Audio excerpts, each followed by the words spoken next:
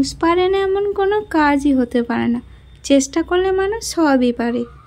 যেমন আজকে আমি যেটা বানাচ্ছি এইটা পুরোটাই আমি মায়ের দেখে দেখে শিখেছি। আর আজ কিন্তু আমাকে কেউ হেল্প করেনি, কারোর কোনো হেল্প ছাড়াই আমি নিজেই বানিয়েছি। এত সুন্দর বানাতে পারবো নিজেই ভাবতে পারিনি। ভিডিওটা পুরোটা দেখো। হ্যালো ফ্রেন্ডস, অর্পিতা উপু চ্যানেলে আপনাদের সবাইকে স্বাগত জানাই। আজ চলে এসেছি একটা নতুন রেসিপি ভিডিও নিয়ে। সবাই কেমন আছেন?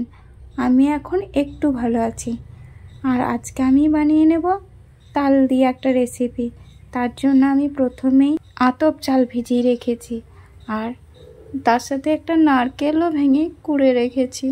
আর এখন আমি সবার শেষে তাল ঘষে ঘষে কাঠটা বের করে নিচ্ছি এই বাটিতে।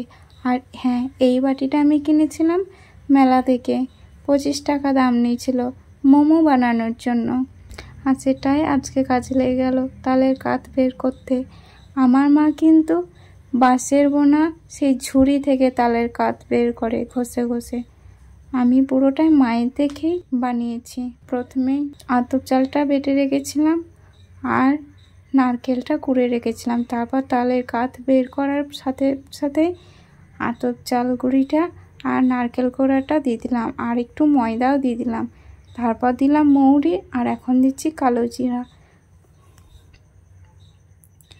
এরপর আন্দাজ মতো চিনি দিয়েছিলাম, আর চিনিটার সাথে একটু নুনও দিয়েছিলাম, যাতে নুন আর চিনি মিক্সড হয়ে বড়াটা খেতে ভালো লাগে, খেতে যেন ভালো হয়। ভয়ে ভয়ে বানিয়েছিলাম, কিন্তু খুবই ভালো হয়েছিল খেতে।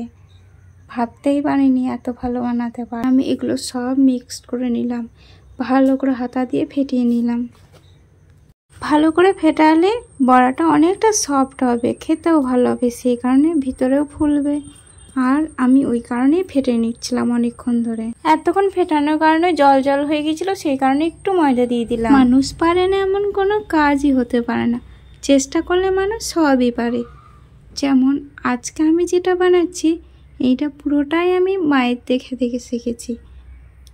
আর আজ কিন্তু আমাকে কেউ হেল্প করেনি, কারোর কোনো হেল্প ছাড়াই আমি নিজেই বানিয়েছি। এত সুন্দর বানাতে পারবো নিজেই ভাবতে পারিনি। তো এখন আমার তাল বড়া রেডি হয়ে গেছে খাওয়ার জন্য। আর যারা যারা আমার ভিডিওটা দেখছে সবাই চলে এসো, সবাইকেই দেবো। ভালো থাকবেন, সুস্থ থাকবেন, দেখাবে পরের ভিডিওতে।